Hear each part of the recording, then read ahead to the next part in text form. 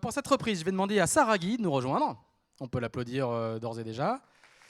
Sarah est la responsable du comité de sélection et de validation du pôle Images et Réseaux, qui est l'un des partenaires de cette journée. Le pôle Images et Réseaux, c'est le pôle de compétitivité qui est basé à Rennes.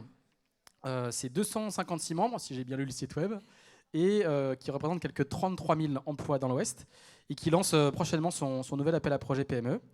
Et Sarah va nous présenter cet appel à projet. C'est à vous, Sarah. Bonjour à tous. Donc, comme ça vient d'être dit, donc, je suis responsable du comité de sélection et de validation du pôle Images et Réseaux. Donc, en quelques mots, je vais vous présenter le pôle Images et Réseaux pour ceux qui ne le connaîtraient pas, et on s'intéressera ensuite à l'appel à projet PME plus en détail. Donc, Images et Réseaux, qu'est-ce que c'est? Donc, c'est un pôle de compétitivité.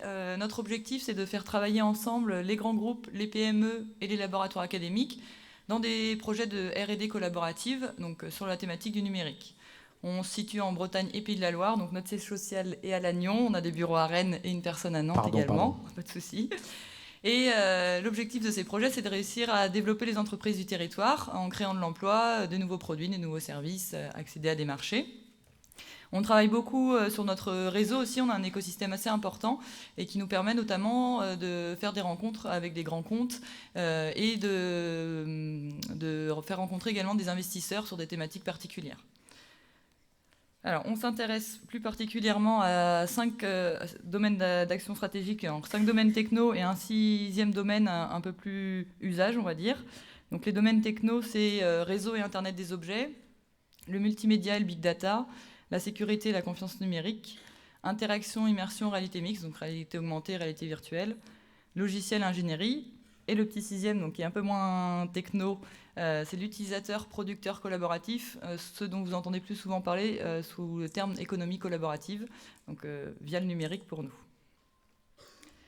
On travaille aussi sur des marchés prioritaires, en particulier la maison de demain, donc, qui reprend tout ce qui peut être domotique, set-up box. Alors, la ville de demain, Smart Cities, je pense que vous avez tous entendu parler. Nous, au pôle, on parle de territoire intelligent, parce qu'on estime que sur la Bretagne et les Pays de la Loire, il n'y a pas que des villes, mais il y a aussi des zones rurales et qu'on peut aussi faire de la techno pour ces zones du territoire. On travaille sur la e-santé et la e-éducation. Alors, ces 4 marchés prioritaires, ça ne veut pas dire du tout qu'on exclut les autres. On travaille en partenariat avec d'autres pôles du territoire, par exemple avec le pôle mer ou ID Forecast sur la mobilité, Valorial sur l'agriculture, donc tout ce qui peut être au croisement du numérique et d'autres filières avec des usages. L'appel à projet PME, qu'est-ce que c'est? Donc, c'est un appel à projet qu'on a lancé pour la première fois en 2007. Donc, aujourd'hui, c'est la 5e édition qu'on vient de lancer. C'est un appel à projet qu'on a voulu dédier aux PME. Pourquoi? Parce qu'on s'est rendu compte que certains appels à projets nationaux qui existaient ou européens n'étaient pas forcément dimensionnés pour les PME. Donc on a essayé de créer un appel à projet qui réponde aux objectifs, qui soit au plus près des préoccupations des PME. Donc l'objectif, c'est que les PME puissent créer des nouveaux produits et services innovants avec une visée assez court terme sur le marché, donc 2 ou 3 ans après le début du projet, au travers de projets de R&D, donc en collaborant avec des partenaires. Et c'est un appel à projet qui est exclusivement dédié aux PME bretonnes et ligériennes. Puisqu'en fait, c'est un appel à projet qu'on a monté avec les financeurs régionaux, donc BPI France, la région Pays de la Loire, la région Bretagne et des collectivités territoriales bretonnes. Quel est l'intérêt donc de cet appel à projet? Les démarches sont simplifiées, c'est-à-dire que si vous voulez participer à cet appel à projet, c'est très simple. Il suffit de nous remettre un petit dossier de 5-6 pages d'ici le 5 janvier. On va l'évaluer avec vous dans un comité d'évaluation et on vous dira tout de suite si ça fonctionne ou pas. Comme ça, si ça ne fonctionne pas, vous aurez au pire perdu le temps de rédiger les 5 pages, mais ce n'est pas dramatique. Si ça fonctionne, on va vous aider pour aller plus loin et réussir à obtenir un financement. Le deuxième avantage, donc, c'est que vous êtes appuyé pour monter ce projet, soit par nous, soit par les technopoles, parce qu'on travaille avec les technopoles du territoire, et par BPI France sur les questions de financement. Donc vous n'êtes pas tout seul pour répondre. Si vous avez des questions, si vous posez des questions sur le financement, par exemple, si vous cherchez des partenaires, que ce soit industriels ou académiques, on est là pour vous aider, pour travailler avec vous votre projet, pour voir si votre idée tient la route, si ça n'a pas déjà été fait. Le deuxième avantage qui est très important, c'est les délais raccourcis entre le montage et le financement. C'est-à-dire que si vous déposez un projet là, début janvier, les premiers projets financés seront financés vers mai-juin. Donc il se passe moins de 6 mois entre le moment où votre idée est déposée, écrite sur papier, et le moment où vous pourrez réellement démarrer votre projet.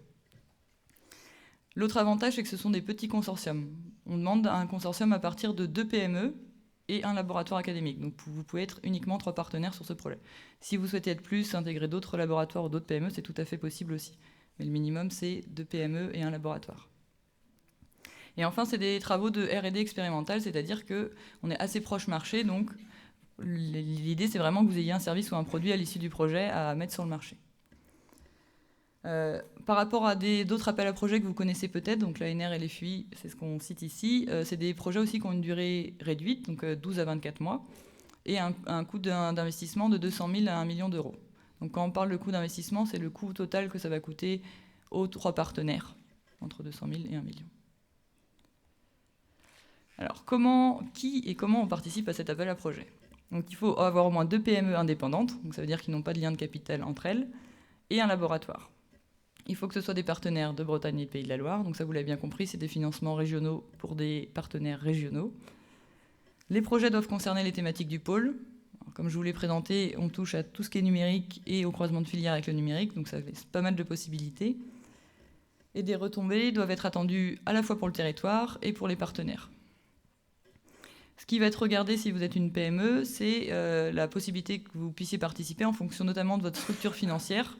En gros, on va regarder quels sont vos capitaux propres. Est-ce que vous avez suffisamment de capitaux propres pour pouvoir être éligible?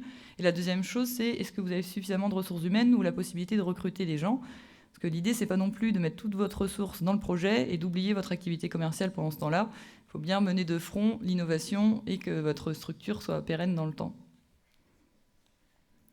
Alors, les critères de sélection, on va regarder quelle est la pertinence du projet par rapport à la stratégie du pôle, est-ce que ça correspond bien à nos domaines d'action stratégique, et par rapport à votre stratégie. Est-ce que par ce projet, vous essayez de viser un nouveau marché, vous vous développez sur un axe que vous connaissez déjà, trouver des nouveaux clients? Quelle est la compétence du partenariat? Est-ce qu'il est complet? Est-ce que vous avez tout ce qu'il vous faut pour réussir et mener à bien votre projet? Le degré d'innovation de rupture, alors on parle de verrou technologique ou de verrou d'usage, les deux sont possibles dans ce genre de projet.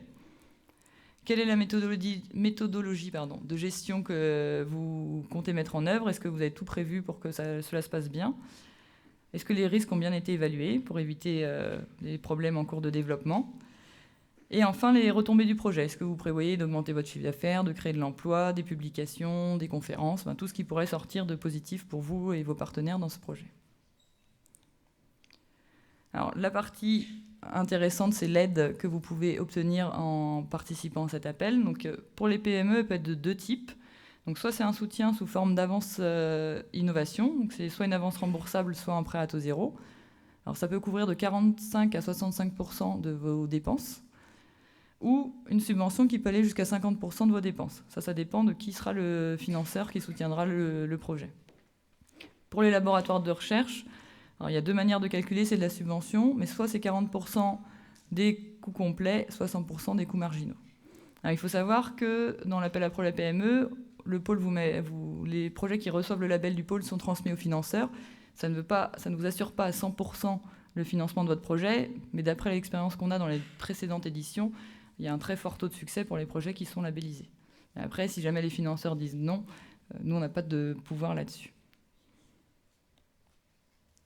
Voilà, merci de votre attention. Je crois que j'ai plus que respecté mon timing. C'est très très bien, vous êtes une très très bonne élève. Merci beaucoup.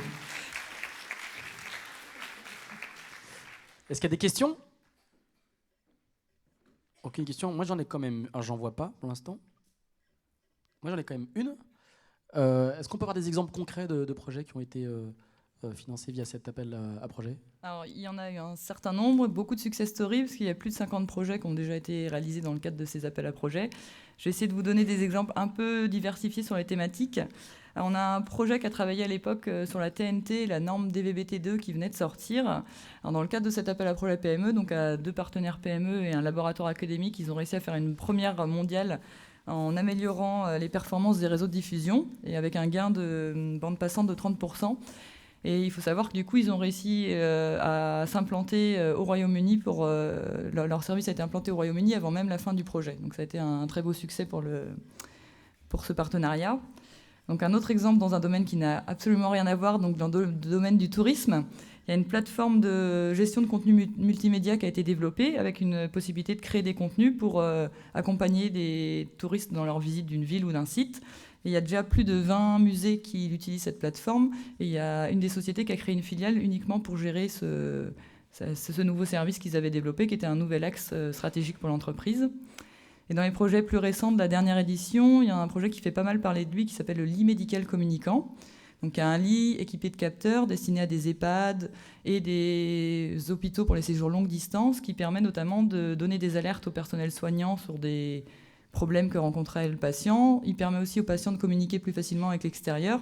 Donc tout ça, ça a été quelque chose qui a été monté avec des EHPAD et des patients, qui est en cours de développement. Il n'est pas tout à fait fini, il y a un prototype qui est sorti.